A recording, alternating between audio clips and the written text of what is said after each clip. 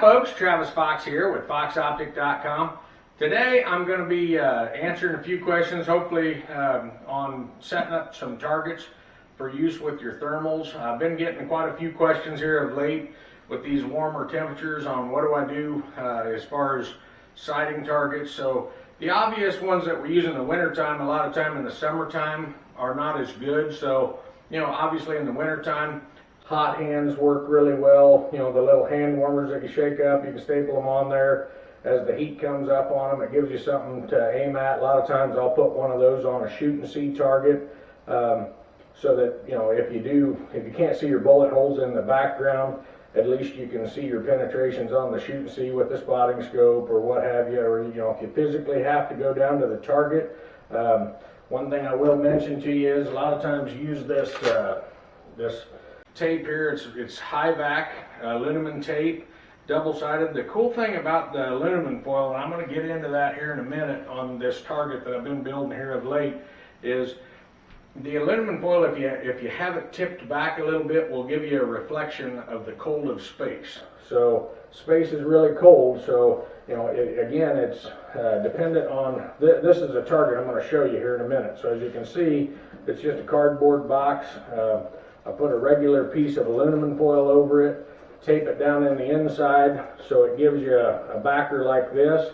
So the trick to these targets is, if you have the sky out here in the horizon and you set this up straight, it's going to catch the reflection of things on the ground out in front of it, or like if you walk up in front of it, it'll catch your reflection. But if you tip them back about 20 degrees or so, it'll be just enough to get the reflection of the sky. And you or I might see the reflection, the sunlight reflection or that on there, but that foil is very good at catching that cold energy of space out there as reflection, so it will make this look extremely cold. So like if you're in white hot, it will look very black.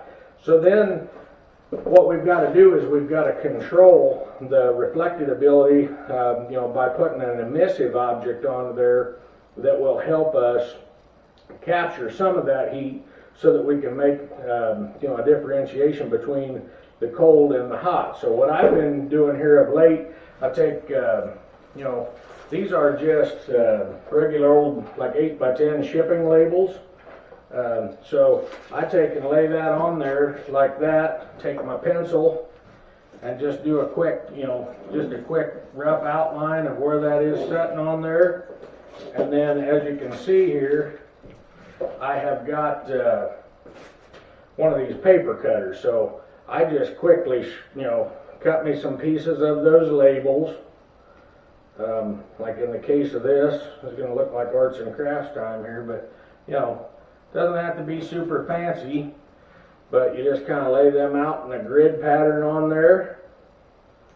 And what's going to happen here is, as the aluminum foil reflects the cold from space, the sun, so like assuming you're doing this in the daytime, the sun is therefore going to emit or be emitted or get absorbed by this paper in the background. So the reason I use white in some instances is if it's very, very hot and you want to see those bullet trails, because that's another thing I'll get into here in a minute, is so the beauty of this box concept is you're hollow down through the center. So as your bullets penetrate here, you've got hot air coming through here, which will then come out. That forms what they call a cavity radiator, where that bullet went through. So you'll get hot air pushing up through that. It makes it fairly easy to see those bullet penetrations inside of this.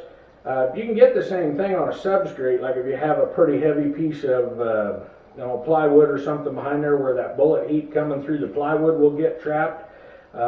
I kind of like it like this, it's 6 of one, half dozen of another. So then the question becomes, why white instead of black? And that's another thing I want to touch on, because you can use black, and black will most certainly give you a starker contrast, just because it's going to absorb more heat, and the electrical tape actually a really good emitter. So it's got a really high emissive, what they call emissivity. So it absorbs light really well. The problem that I get into this time of year with that more than anything, a couple things, it can bloom on you a little bit and get a little large. Secondly, your bullet impacts can be hard to discern because it's showing so hot. So it becomes hard to pick those bullet trails up inside of that, whereas the white is going to give you, it's going to catch a little less radiant heat off of the sunlight, so you're going to get good solid reflection. So what you're going to get is a very black background target, and I'll show you this in a picture. You'll get a very black background here,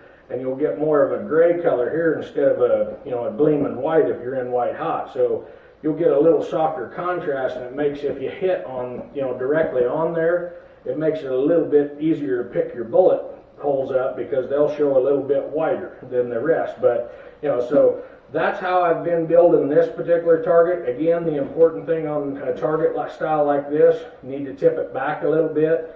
Obviously, you know, you can do black tape as well, go right over top of it. That's kind of what I was showing here.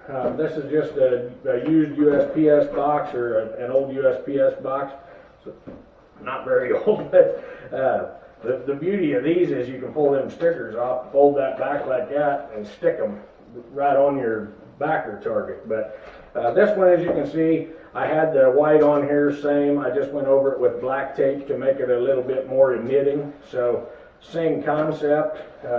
Another good concept I want to show you here real quick is if you do want to go the other direction, I've had real good success with this. And here's another thing I'll just tell you real quick while I got it sitting here. If you get really good black-white contrasting targets like this, if you have a bright sunny day and you're not, you know, if you're not going to do past about 50 yards, a lot of times if you have a good sensitive thermal, like Pulsar's Thermion, where you got pretty good magnification, pretty good detection on that 12 micron sensor, the black-white contrasting in itself, you know, your darks will absorb, your lights will reflect, and that in itself can be contrasting enough to get a nice visualization of the target. Just know in that instance, you got to have pretty good thermal, what they call thermal loading or sunshine on that to allow that pattern to appear. So if you don't see it at first, let it sit there for a while. Another way you can create a similar situation, this is just a piece of packing styrofoam. So again, you know, you can do the same or a similar grid pattern on here. And in this particular case, you know, you'd be taking advantage of the high insulating factor of the styrofoam in the background, coupled up with, you know, this tape being very absorbing. So this could, you know, you'd set this up in a similar grid-like pattern. I didn't take the time to lay it out very well, so it's not going to look as good as my first one, but I just want to lay it out, you know, real quick. Just, you know, I think you get the concept. Is you know, just on that styrofoam, kind of lay yourself out a grid similar to what we did on the other, and then you could turn around and fasten that up to your target.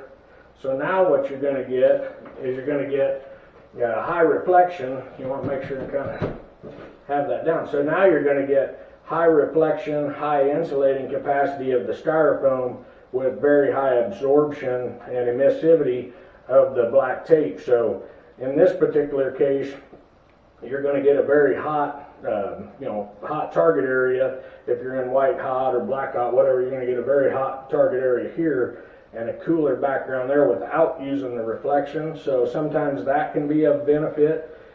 What you really run into is at times if you don't have a clear view of the sky, you know, then you can have some issues with the other, but for the most part that will work unless it, you know, in about any condition you're going to shoot in. Again, back to the tape, another cool thing you can do with it, let's say for example that you are shooting on the shooting seas or something like that, you just can't keep your bullet penetrations. Obviously in most of these units you have, well, I don't know if you have that in all units, but you definitely have in the Pulsar units, the ability to perform what they call freeze frame, which is essentially ghosting the image in the background. The point of that is if you get that bullet penetration in your, you know, in your plywood or whatever you're using as a background substrate, and that heat is wicking away pretty quick, you can freeze frame that while it's still visible, and that will buy you time, you know, an infinite amount of time essentially, as long as you get that performed while the heat's still there and visible, so that you can keep that corresponding relationship of where where you were aiming and where your impact point was, so that you can, you know, do the zeroing process. If you can't see those and you got to go up to the target and you're looking for a way to mark them, Really cool way to do it is with this stuff here. It's got a, a peel off back and it's sticky. Just cut you some little like 1/4 by 1/4 squares out of here, whatever it takes to cover your bullet holes. Put you a little patch of that over there, over where your bullet impact was. Make sure you got that little bit of tip, and that's going to show, show your bullet hole very well, because likewise it's going to show that reflective cold. So it's going to show your bullet holes, in white hot again, very black, or if you're in black hot, it's going to show them really white. So another thing that I've done, we've done fabric, so like you can take a terry cloth towel or something like that, put it up there, build your grid pattern, out of tape. On top of there is something that keeps the moisture from emitting off that surface. Build you a grid out like this, have this be a piece of cloth in here. When you get all done, spray this with cold water out of the refrigerator, and then wipe your surfaces off. And it won't last a long time, but it'll last long enough, if you're in a situation where you have to build a temperature gradient, because what essentially is going on, that little bit of cover on there will act like an insulator to keep that from coming through, and it will cause a deviation between the open surface area of the cold water evaporating or escaping and where it's harder for it to do it in the other areas. So just know there's a lot of different ways you can do this. I've actually got a Snell thermography certificate, but one of the things they teach you is think thermally. So the big thing is just think in terms of heat and how that works. So again, if you have any questions or if I can help you out at all, give me a call toll free, 877-806-2977, or check me out on the web, www.foxoptic.com. Thanks a lot and have a great day.